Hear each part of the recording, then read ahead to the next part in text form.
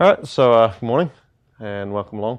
So this morning, today's lecture, we're going to talk a little bit about graphics in open frameworks. But first, we're going to start with a bit of a review of your assignments. The crowd goes wild. All right, so where's the math going on here? So who would like to start? Congratulations for volunteering, James. So do you want to come around here and just talk us through your slideshow? I've put them on there already. Do I have to have the mic? Huh? Do I need the mic? No. You can have it if you like. There's another mic. There's a mic on the table. Oh, here we go. I'll take it off and you can just hold it. Do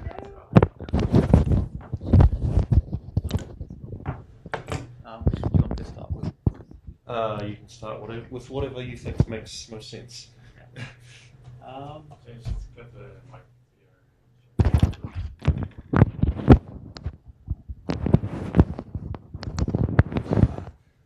So I'll do. You should be able to rotate that somehow. Yeah. Right click on it. Other right click. Sorry. You can rotate.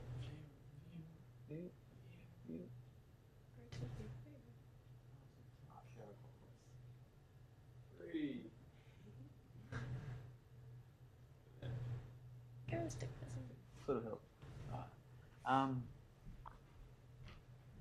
Guess I'll start with the actual picture.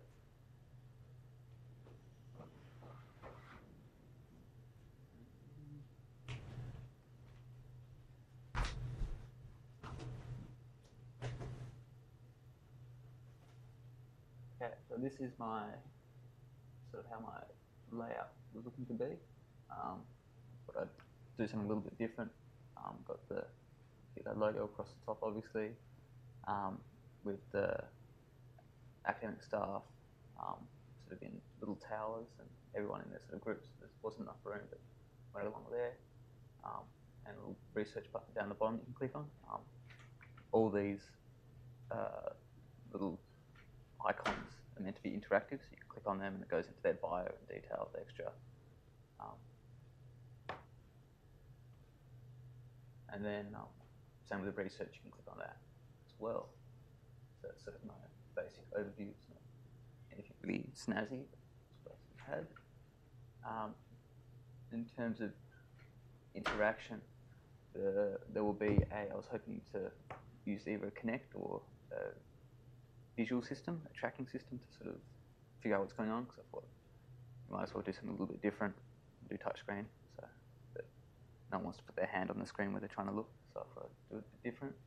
But basically, there's a HITLab New Zealand logo displayed on the screen until the sensor detects someone walk in front of it, and then it switches over to that previous screen that I showed.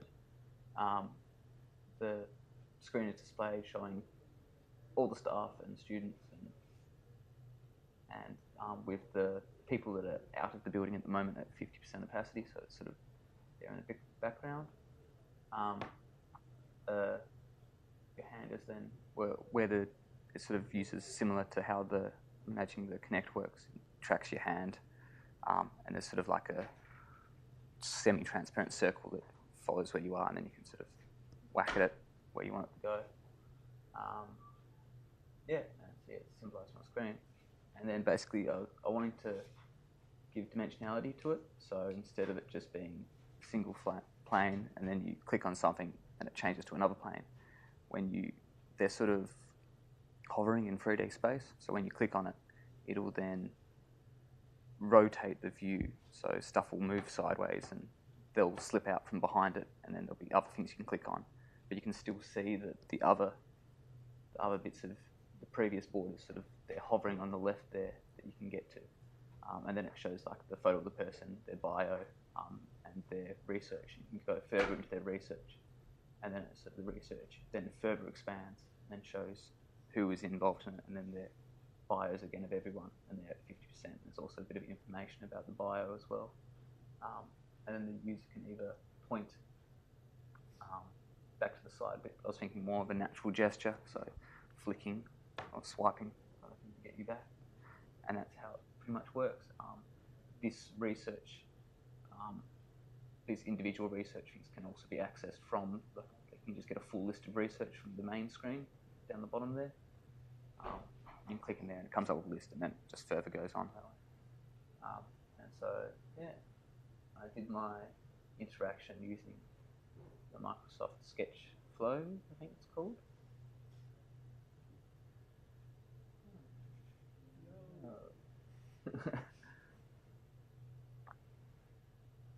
So yeah, so this is how it runs. I've got the mouse pointer there running, and I just sort of did a screen grab of what I did. You can see the cats represent all the staff member who's in, the greyed out ones. Click on someone, and it pops up with a picture, their bio, and their research. Go further into their research, and then it gives you more information. Go out and look on more, get more, find something interesting, and go back. Yeah, it's just sort of how it works. And go down to research, and shows all the research, and you click on them. It swipes out and opens wider. And go for everyone else's information. Yeah, and that's pretty much how it all works. Cool. So when you're saying with 3D outlines, were you sort of thinking like that each one would sit on a 3D plane and then the plane would perhaps swing out of view or something? Or? Yeah, sort of. If you've ever played Dirt, sort of. Is the internet working yet? Fast. Or sort of, what was the other game I was explaining? It's Splice. Does that work? It's not going to work that way.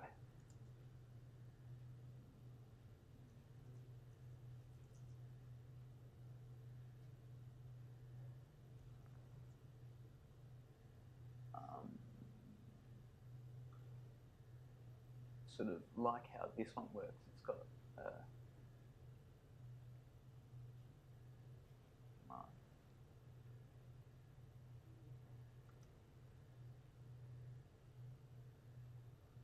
so everything's in the game and stays around. So you can see how the menu's sitting behind you down there,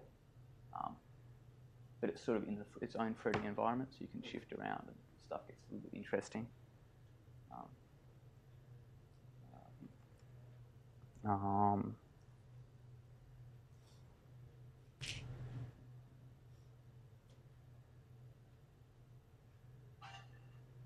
Like this, how stuff's moving around. Oh. You go and stuff, it drops back and goes back further. Unfortunately, I couldn't quite get this interaction in the demo. It's a bit tricky. Stuff's going. Yeah, I didn't want to spend a couple of weeks doing it. Yeah, that's what I meant by the 3D, sort of stuff moving around and everything's everywhere. Cool. Yes.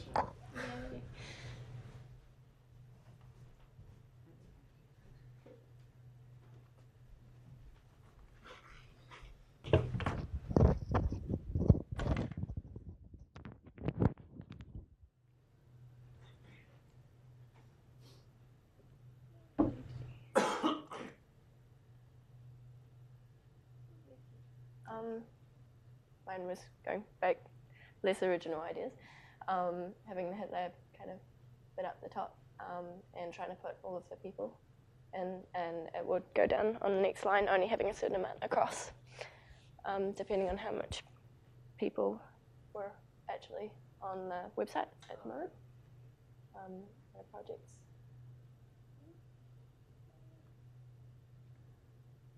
They're really small. In terms of people being in the lab, I wasn't quite sure about the technology, but in terms of, I don't know, reading if someone is in by the use of their Canterbury card or something like that, and instead of having like a coloured outline, the whole photo would be in colour, and if they weren't here, then it would be in black and white.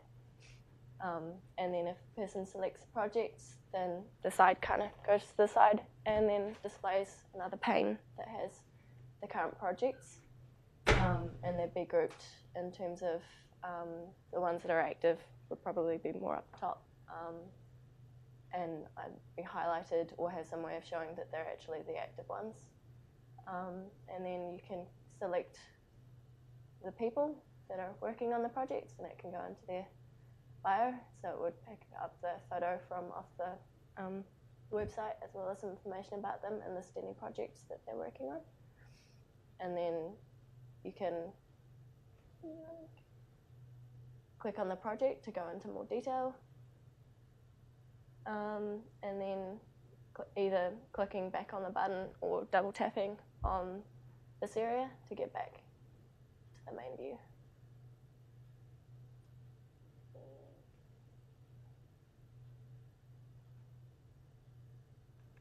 Please work.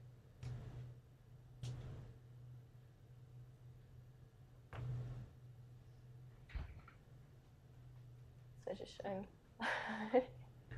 And yes, I did do it too. Don't hate me. Just showing, clicking on the different people. So basically everything can get to everything, so that there's no set way of doing it. Would you put an icon on the projects? Something select, or would you just leave it as text? Text is not as fun, so icon might be nicer, and it probably, after I actually did it, I decided that it probably shouldn't go up there. But I kind of ran out of room, because it doesn't really work up there. But in terms of interactivity, buttons are not as fun. But yeah, that was my... Thank you very much. So I'll have a word to Mark about how he wants to do the marking, whether he wants to do it or whether he wants me to do it, and hopefully get around to getting you guys some marks for afterwards. Thank you very much for that. Get on with today's.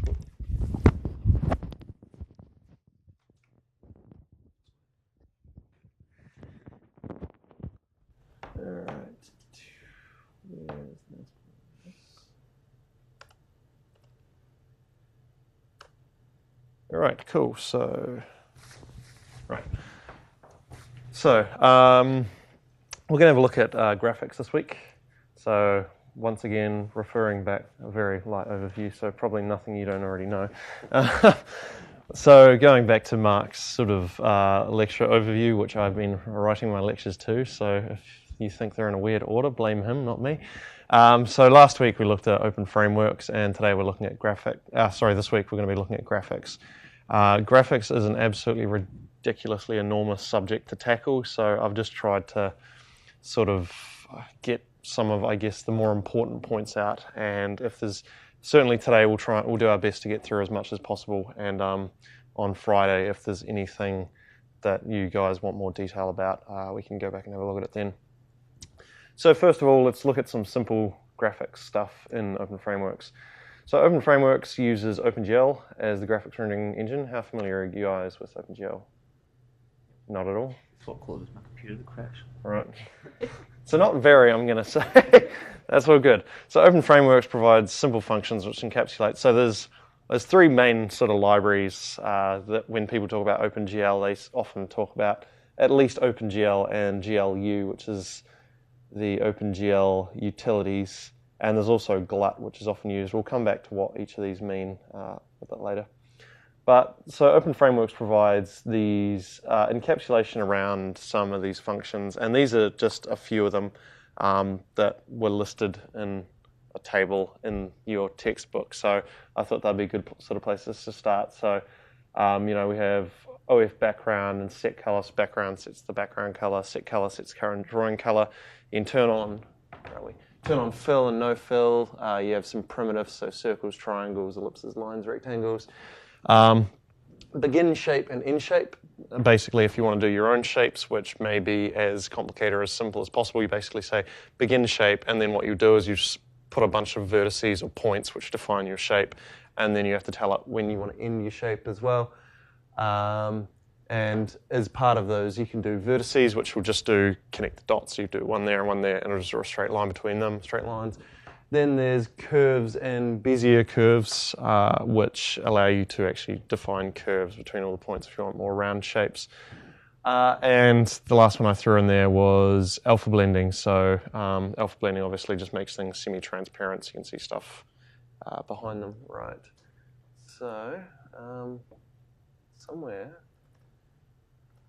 I did actually put together a few bits and pieces. That one.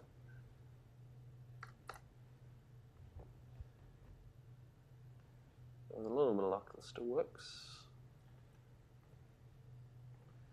So this is just something I really quickly threw together yesterday, just to demonstrate the things the things I just covered.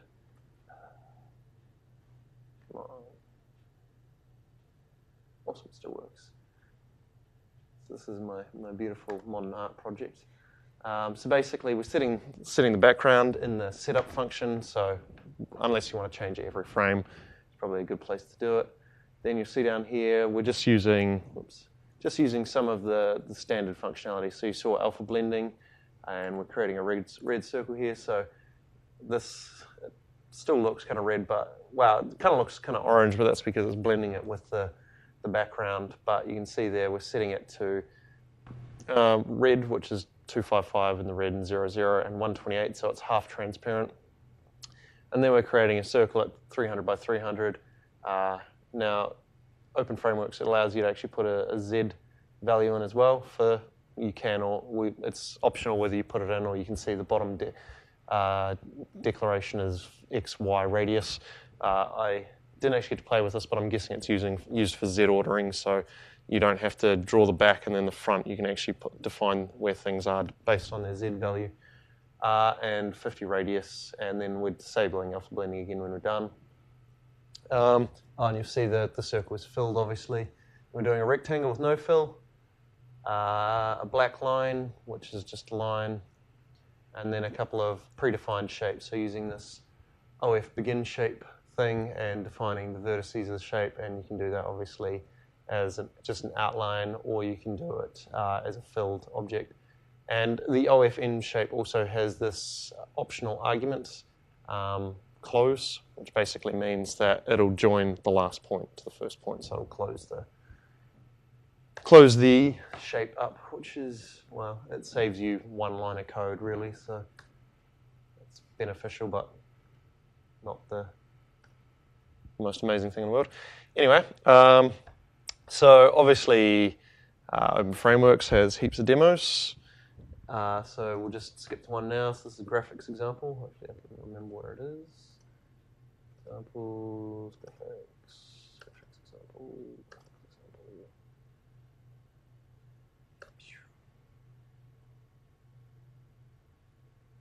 This is a slightly more interesting one than the one I did, but see here I got circle and a few. I won't bother going over the code because it takes too long, but basically all this does is it has a counter which is getting bigger or getting to a certain size, and then it decreases again, so it's going back and forward.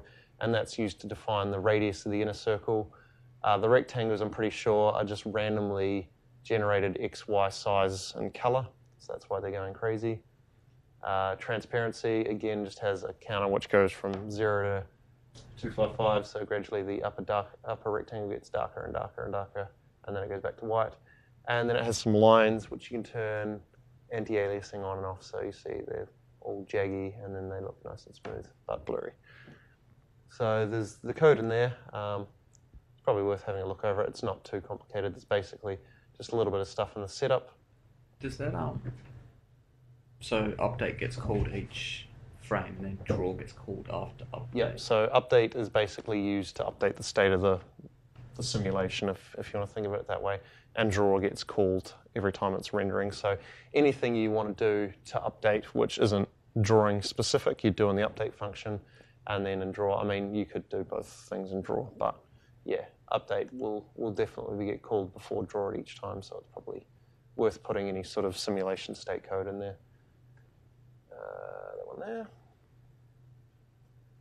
Right, so yeah, that's a pretty simple example. As I said, I don't really have time to go over the code, but have a look at it. It's not really that complicated. It's more or less covered this before. So drawing polygons, you begin and end a shape, and then you define a bunch of vertices depending on whether you want it straight lines or whatever else. So here's a polygon example, which I'm actually not going to show because basically it shows this here. But you can see these are polygons depending on the winding rule. So this is sort of going inside to out, so the inside's clear. And then you have the winding rule non-zero, so it will actually fill in. It'll treat the whole thing as a solid object. This one just changes as you move the mouse around. This changes shape. This one just goes crazy because it picks random points. This one just sort of spins, and it's just creating an object using sine and cosine. This one's kind of cool. You can click on these little things and drag them around and change the shape, so it gives you a bit of a chance to play with how the curved lines work, because they're always quite confusing, because you define a start point and an end point, and then usually 2 control points which define how the line gets pulled and twisted.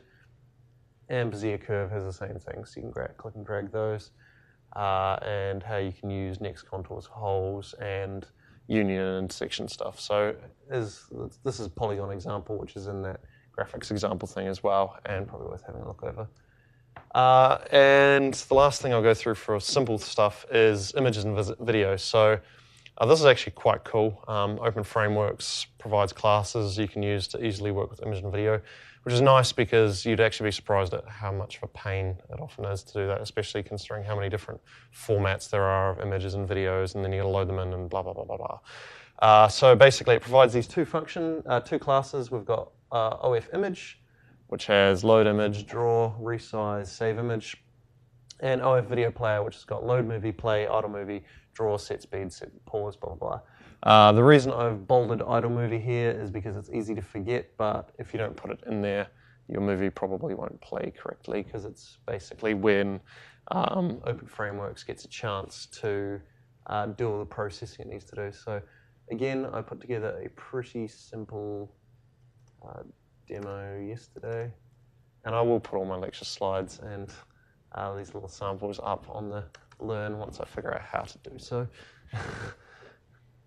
And also I'll put up a thing for you guys to submit the assignment this afternoon once I figure out how as well. Right, so this is pretty straightforward. Test app.h, you'll see we've got a HitLab logo and a video player. And all we're doing is HitLab logo, we load the image, data, hitlab.png. So if we go back to this example, you see in bin data, we've got hitlab.png, and we've got this phobia.mp4 file. And we basically tell Phobia Video to start playing in the setup function. Then in the update function, this is the idle movie thing I said before.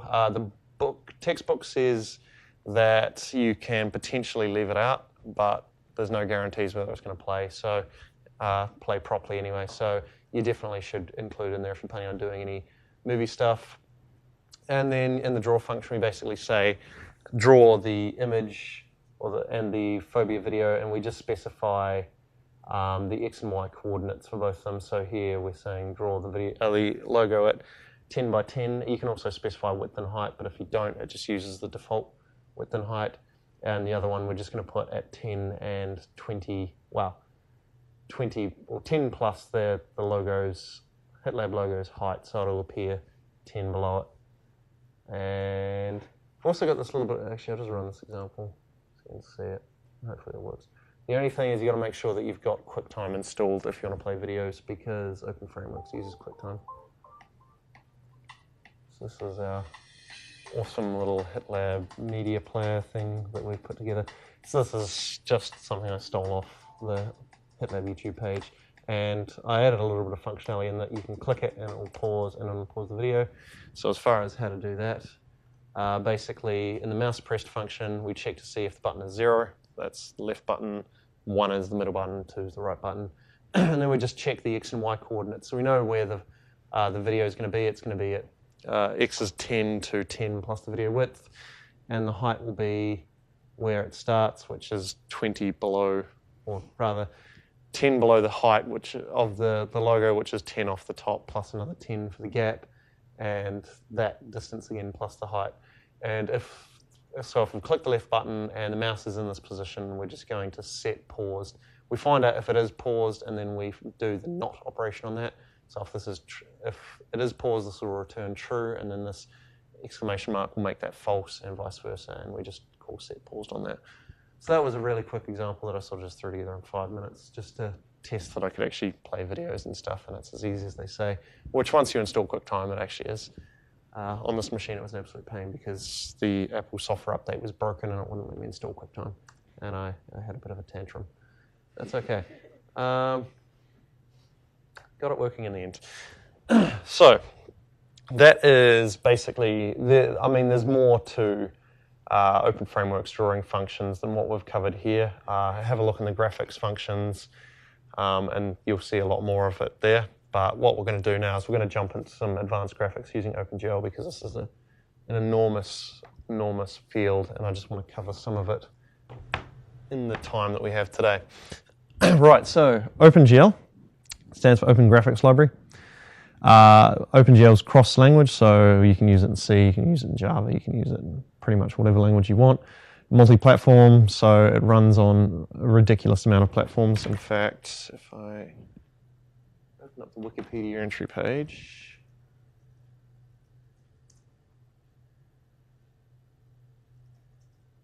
hopefully it actually has it on here. I know OpenGL ES does, but you get onto OpenGL ES.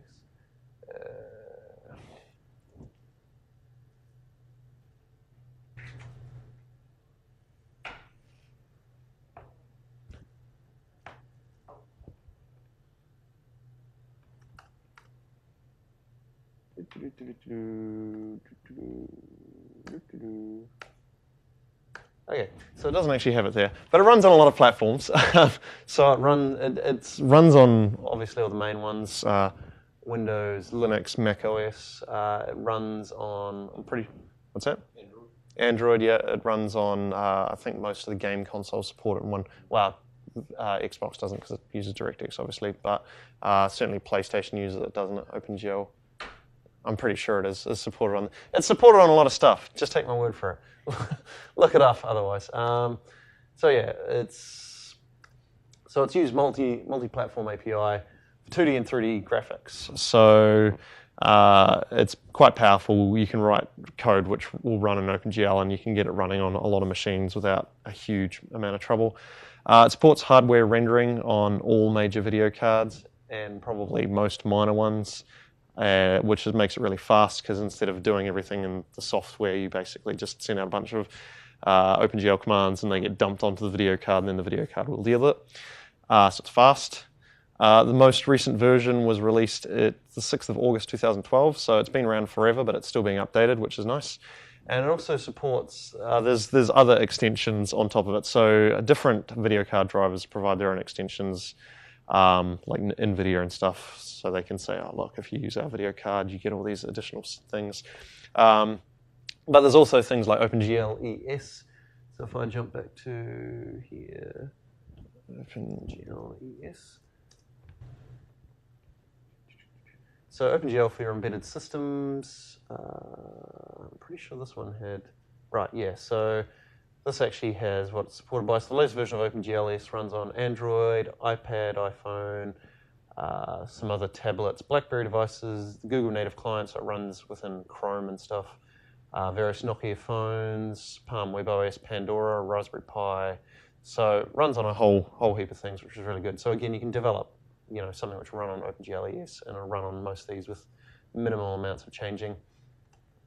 And as I said before, OpenGL is often, it's not the same thing, but often when people talk about using OpenGL, they're often using GLU, which is the OpenGL Utilities Library, and GLUT as well, which we will talk about now. So GLUT is the OpenGL Utility Toolkit. As I said, OpenGL itself is pretty platform independent, so it will run on a bunch of different devices. GLUT basically provides open or like platform-specific code, which allows you to do stuff like window creation, event handling, mouse and keyboard event handling, and provides a bunch of geometric primitives. So typically when you're doing OpenGL stuff, if you're not using GLUT, you have to look at how your operating system creates windows, how it does event handling, all that sort of stuff, which can be a massive pain. Glut is a platform which has been written to run on at least Windows, Mac OS, and Linux, and basically provides all those things. So you just go like GL create window or whatever, and it'll create a window. And this is actually used internally by Open Frameworks. So if we go to our Open Frameworks example and we go into main, which is the stuff where we don't touch, you see OpenGL app Glut window. So obviously the Glut should be a bit of a hint that that's maybe using Glut in there. And if we actually go into the setup OpenGL window, keep following the rabbit hole down. Oh, damn it. Let it scroll through. Set up OpenGL window. Set up OpenGL window. It's not the one I wanted. Okay. I did find this the other day. Set up OpenGL. No, we seem to be going around in circles. Okay, so if you find whereabouts I'm looking, which I can't seem to find now, you will actually see that it calls all the Glut functions and stuff to initialize all the windows. It's probably in here somewhere. All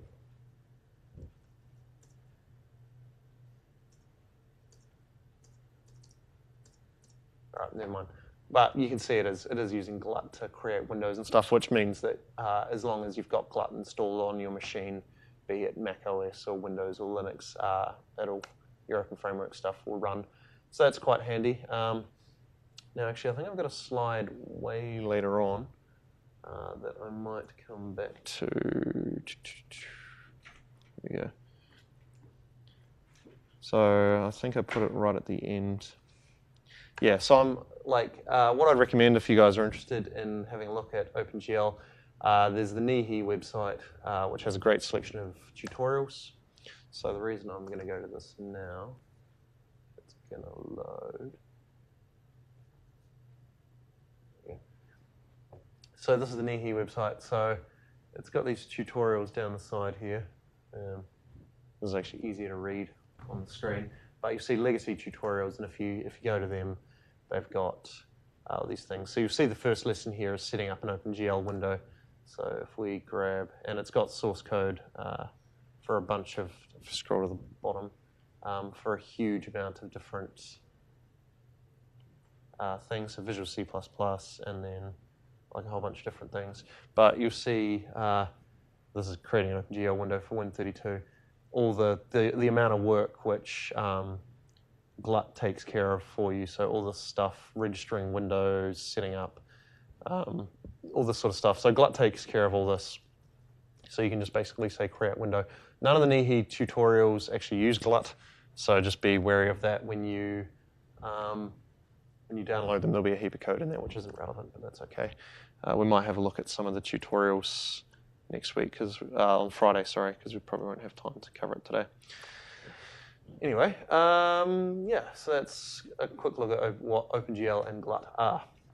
So now let's just have a look at some high-level programming graphics sort of stuff. So I say high-level because I'm just going to sort of cover what each of the things are. But we're looking at viewing volumes, transformations, lighting materials, and textures. We probably won't get through all of this. No, we definitely won't get through all of this today, but that's okay. We can pick up on Friday. So basically the way 3D graphics work is you have a bunch of points and a three-dimensional mathematical model. So as you see here, you've got this torus in the background, which is defined as a set of points, whatever else.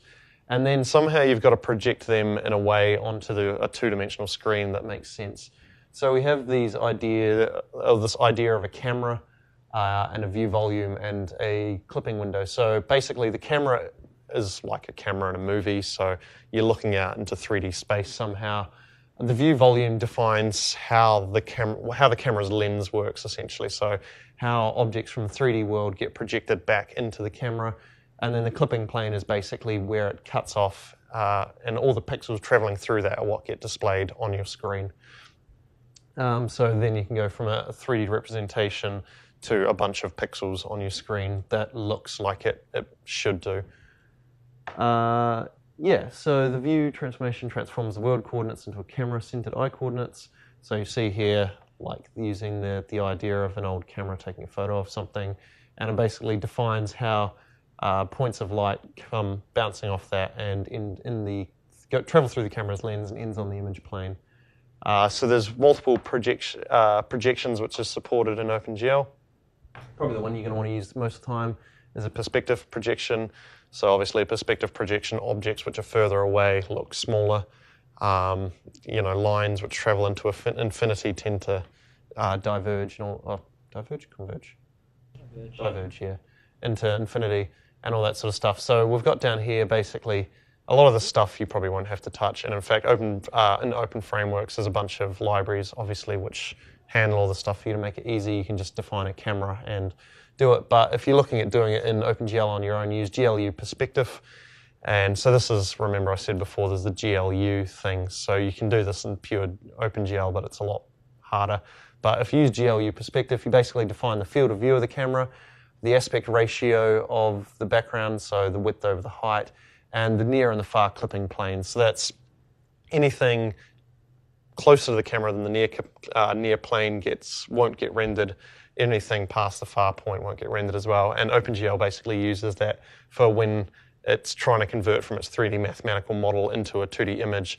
It can very quickly say anything which isn't within this view volume, I'm not even going to bother considering. So if you have a ridiculously complicated scene, you've got the latest video game or whatever, it's not actually rendering everything in the world all at once. It just figures out what's in the viewing volume and says, okay, we'll render that, and everything else I just can forget about and save computation. The other commonly used viewing volume is an orthographic projection, which basically treats everything like a box. So objects appear the same size regardless of how far away they are. So if you have two objects the same size, one could be really close to the camera, one could be really far away, and they'll appear the same. And you'd basically define it as left, right, bottom, top, near, far of the viewing volume, and everything within that volume will get rendered.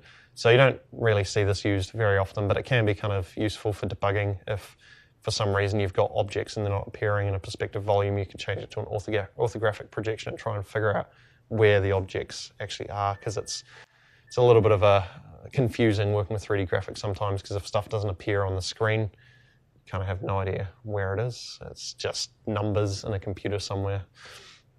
So as far as positioning the cameras go in the 3D world, once we've defined the view volume, probably the easiest way to do it, there are plenty of other ways to do it, is there's a GLU lookat function. And basically, if we have some object, we have a camera, we basically say whereabouts the camera is, so the eye point of the camera, so in XYZ coordinates. So if we assume this is the origin of the world is 0, 0, 0, we move the camera away at some point, then we define what the camera is looking at. So obviously from here it could be looking, we've just defined a center point, but it could be looking in any direction. So what we can do is say, okay, the camera is at this position and it is looking at this position. And then we can sort of move the camera around and have it look at a bunch of different stuff. And the last thing to consider is the up vector. So obviously the camera can be moved at any position and looking at any position, but if we assume this is the up vector, it could either be pointing this way, it could be pointing this way, it could be pointing this way, and the center of the camera and its, the eye point and where the camera is looking at is still the same, but everything is going to appear upside down. So we have this third vector, which is basically what the up vector is, so whether we want it that way, whether we want it that way, whether we want it that way. So just to summarize, camera type, you can have there's two main ones. You can do an orthographic or perspective projections, and if you want, the easiest way really is to fix the camera view, so to say what the camera is looking at, is the GLU lookat function. So that's just a brief summary of the camera.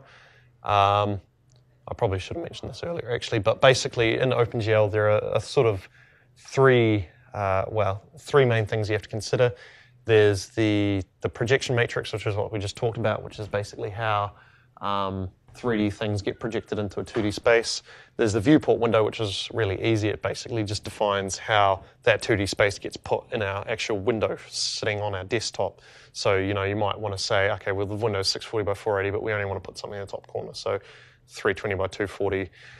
So that one's pretty straightforward. And the last thing is what's known as the model view matrix, and that is basically defines at any point in time where the points you're dealing with appear in 3D space. So you move the model view matrix around, then you put some stuff there, and then you can move it around and stuff. So now we're going to look at that and how we transform this model view matrix. So in OpenGL, you basically have these GL translate, GL rotate, GL scale things, which are the easiest way to manipulate these matrices. You'll see in each one we've got a GL translate F and a GL translate D. One takes floating points, one takes double precision.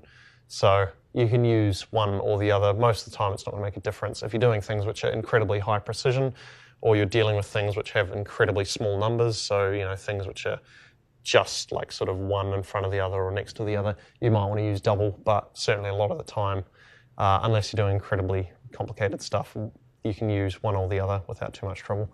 So translation, I think we go into more detail on these all the time, but translation, rotation, scale, and we also have push and pop functions. So per object, you might want to say, okay, here's my origin and my coordinate system, and I want to put this pin in here somewhere. So let's say the origin is in the center of this pad. So by default, if I put the pin down, it'd be in the center of the pad, looking up. But then I might want to say, okay, well, I actually want to move it over here. So I'll do a translate over here. I might want to do some rotation as well about it. But then if I introduce something else, like another pin, what tends to happen is it will then appear at exactly the same place because the model view matrix is still in the same place. So an easy way to deal with that is we can use GL push matrix and GL pop matrix. You guys worked with stacks before? Yeah, so it's basically a stack. You do push and then you do a bunch of operations, and when you pop, it pops all those operations back off. So we could go push and then position this pin where we want, and then pop, and the model view will pop back here, and then we can do our other transformations. So instead of going, okay, well, I want this pin over here, but I'm over here at the moment, so now I've got to figure out how to get from here to here. We just push all of this into one thing, pop it off when we're done, and then do the next one, which makes it a little bit easier. But we'll see another example of that in a minute. So 3D translation. So there's a lot of math here. It looks a lot worse than it really is, but basically we have, where are we? If, say, we have some object and we want to translate it, we can pass in the translation X, the translation Y, and the translation Z, and they will shift to obviously in X, Y, and Z planes. And this is basically the math for how we do it. We take the original X position and add to it the TX to get X prime and Y plus transformation Y, blah, blah, blah. And this is how it looks. So in OpenGL, we can actually do, like, everything's represented as a matrix, basically. And instead of using GL translate, what you can actually do is you can actually multiply the model view by a matrix, which is a lot more confusing to get your head around, but it's more powerful because, well, we'll see in a minute what can happen when we're translating rotating objects. We get some weird effects. But basically, if you wanted a translation matrix, this is what it would look like. So we have our 3x3, which basically defines the orientation of it. So in this case, we're not rotating it or doing anything funny like that. All we're doing is moving it. So those will remain the same. Then we're changing the X, Y, and Z positions. So those are represented down here by TX, TY, TZ. And down the bottom, because we're dealing in a homogeneous space, these will be 0, 0, 0, 1. So we're not going to do anything weird. We're not changing the shape of it. We're not pushing it or anything like that. All we're doing is moving it by TX, TY, TZ. And this matrix down here is basically the exact same thing you see here. So if you multiply this by this, you get X, Y, Z, 1. X prime, Y prime, Z prime by 1. And of course, the function for that in OpenGL is GL translate TX, TY, TZ. Right, so we'll look at scaling next because it's easy. Well, it's easier than rotation. So if we have an object and we want to scale it up, we want to scale it down, all we do is we use this GL scale function and we provide the scaling in the x-axis, the y-axis, and the z-axis. And this basically is how that works. So we multiply x by s of x to get x prime and so on and so forth. And this is how the matrix form of that looks. So you saw before when we're translating, we're going to modify tx, ty, tz in here to get x prime. In this case, we're going to be changing these values. So these values will increase or decrease. So if we want to double it in size, instead of being 1, these will be 2. If we want to halve it in size, instead of being 1, these will be 0.5, and so on and so forth. So scaling is fairly straightforward. What's kind of cool is like you can scale in various axes independently of each other. So if you have a triangle, you don't have to scale it like by all dimensions at the same time. You could scale it and make it really wide and flat or really tall and pointy. which is, basically this shows what sort of things you can do for scaling. So obviously if S is more than 1, it'll stretch it in that dimension. If S is equal to 1, nothing will happen. If S is between 0 and 1, it'll shrink it. And if S is 0, it decimates it. So basically, if you multiply all those X values out and you scale by 0 and X, everything will just end up flat. So you'll end up removing your object. If the numbers between 0 and 1, you'll reflect and shrink.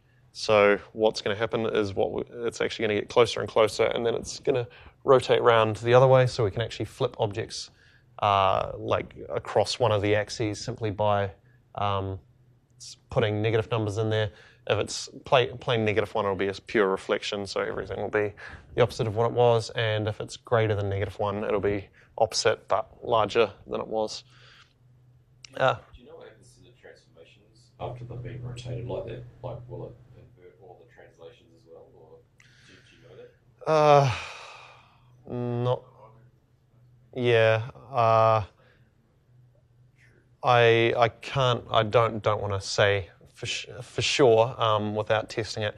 But I suspect if you're doing a scale and then a rotation, it will rotate around the new axes. So you're going to end up with some weird effects. You won't be scaling across the z-axis. You'll be scaling across some model like the model view x-axis. So you might end up scaling it like diagonally or something. Yeah. Matrix, it'll still follow the basic order of operation because the scales are down the diagonals, and then multiplication will still get done first before the translation gets added to it. Yeah. But I imagine something funky might happen anyway. Yeah, I don't know. To be honest, I haven't had a lot of occasion to work with scaling, but we do cover how order of transforms works with rotation. And you just pass it in as like the GL scale F, like you don't put in the full matrix, do you? No. Yeah, so it'll just be whatever you pass it in. Yeah. Yes. It kind of changes Depending on the order of the transformations you do, which we'll see. Rotation. First and then the rotation. Yeah, I'm pretty sure with translating anyway. Like if you say let's move the object 10 to the left and then scale it by twice, depending on which order you do, you'll either move it by 10 and scale it by twice, or you'll scale it by twice and then move it by 20. So it'll actually be further away. So that's when it starts to get a little bit confusing. just things like that you got to watch out for. Yeah. There's a slide coming, which talks about it. But yeah. So anyway, as I was saying, we can do basic reflections. What's the time? 5 minutes. We can do basic reflections by scaling through various things. So scaling around the x, negative scaling around the x, negative scaling around the y, and so on and so forth, will reflect around the various axes. So now we get into rotation. So rotation's where it starts getting a little bit more confusing. If you imagine you have some object and it has an X and a Y and a Z thing, basically the simplest way to think of it is in OpenGL, we define the amount we want to rotate. So say we want to rotate this 90 degrees that way. We define the amount we want it to rotate, so theta, so 90 degrees, or I think OpenGL usually works in radians, so it'll be 90 times pi over 180. Just to make things nice and confusing. And then we define the axis we want to rotate on. So this is incredibly powerful, but can also get incredibly confusing. But basically, we rotate this, and then we have down here we define some vector which passes through the object, and it'll be that vector we rotate about. So normally, if you want to rotate only 90 degrees at a time, that's fine. So in this case, let's say the origin of this object is right in the center, and we have the x-axis goes this way, the y-axis goes up, and the z-axis goes towards the screen. If we wanted to rotate it this way, what we'd do is we'd say rotate around 90 degrees around the x-axis, which passes this way, and it would rotate it down like that. And obviously negative 90 would be back that way. Rotating through the y-axis would turn it this way, and rotating through the z-axis, which passes towards the screen, will rotate it that way. So it does get quite confusing when you start talking about rotation. You can do some powerful things if you really think about it. So say we wanted to rotate it instead of that way, we might want to rotate it diagonally.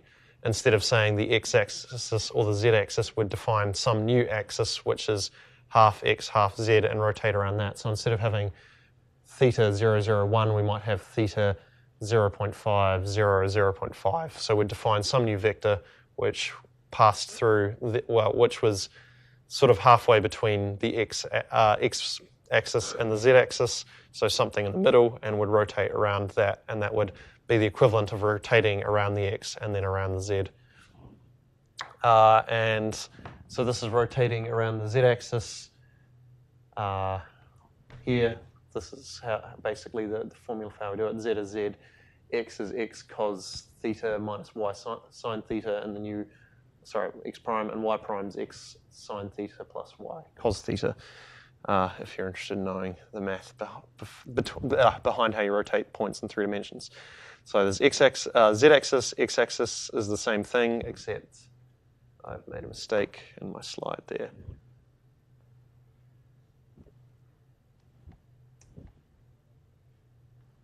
That's a rotation around the x-axis, so the function's exactly the same, but this time we're basically saying 1 in the x-axis, so the vector we rotate through will be 1 in the x-axis and 0 in other axes, and the formula is more or less similar, but this time we're using y and z instead of x and y.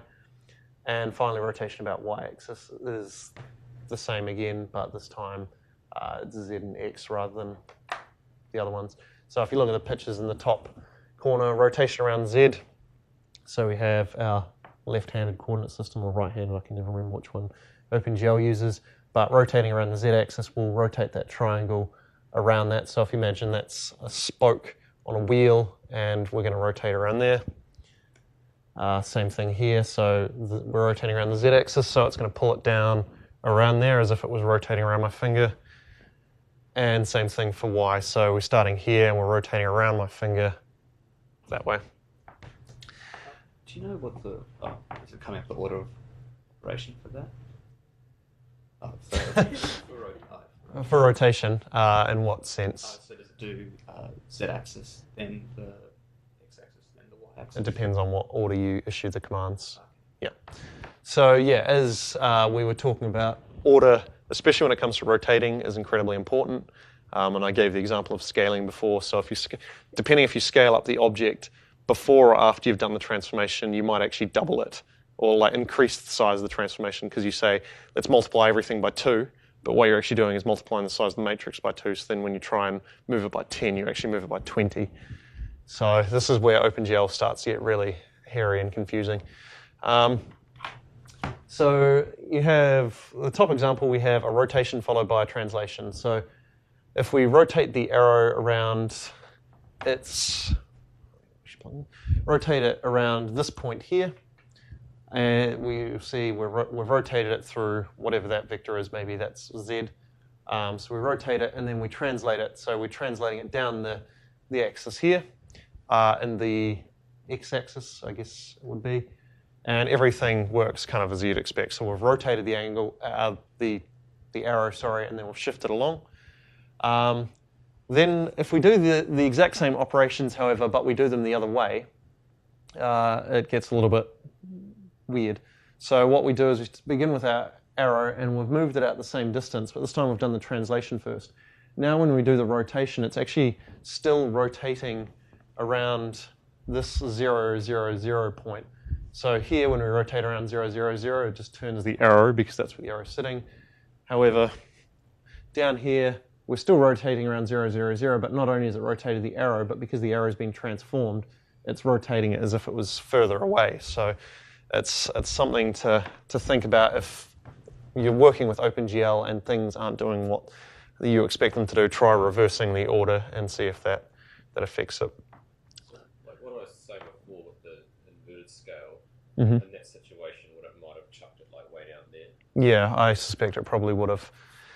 Does that mean, does the matrix sort of get reset each update or draw, or does it stay like that? No, so each time you call draw again, it gets basically set back to the, well, you'll reset the matrix because you have to redefine the model view and everything each time you start. So you usually, what is it? You push and pop pretty much to stop that from having any weird effect.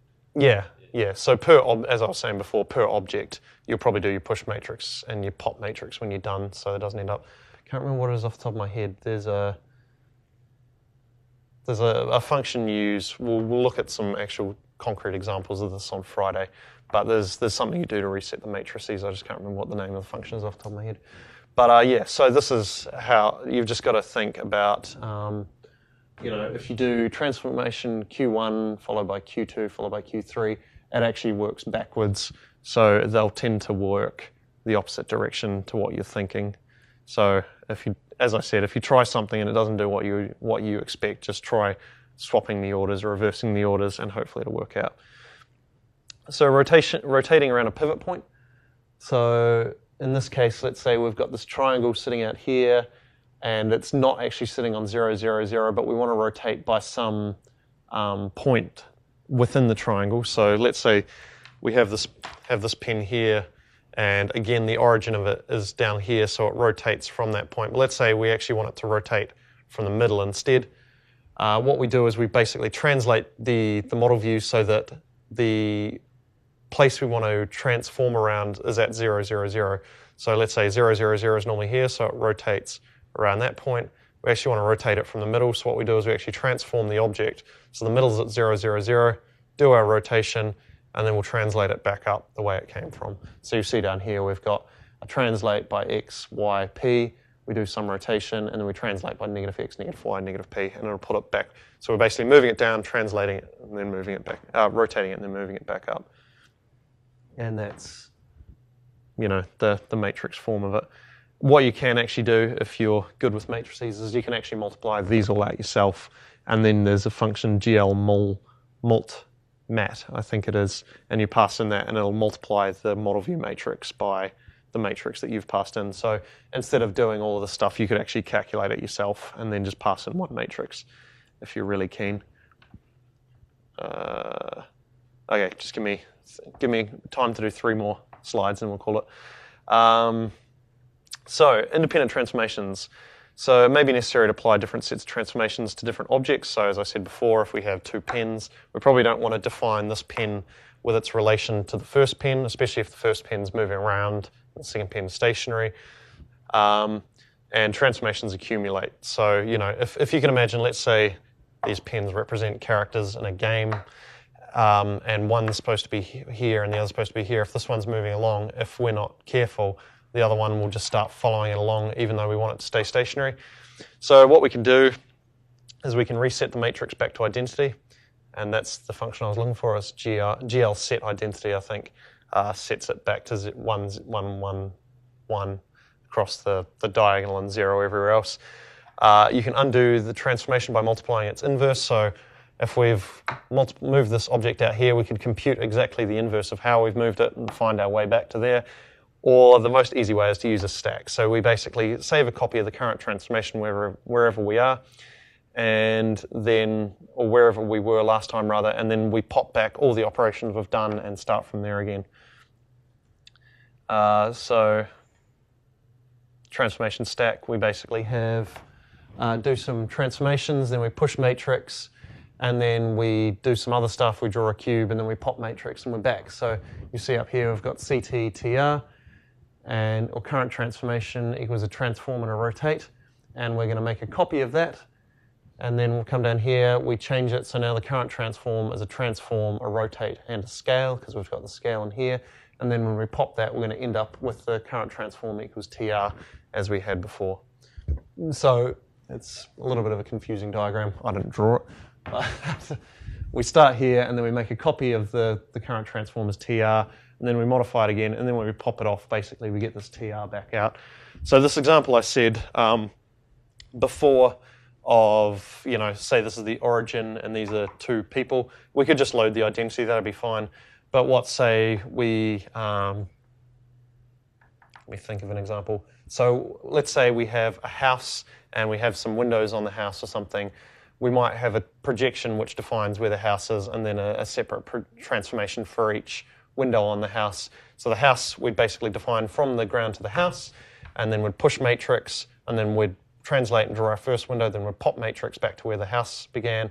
or push matrix, move out, draw the second window, and so on. So we're basically defining, instead of defining where each window is with regards to the origin of the world, we're defining where it is with regards to the origin of the house.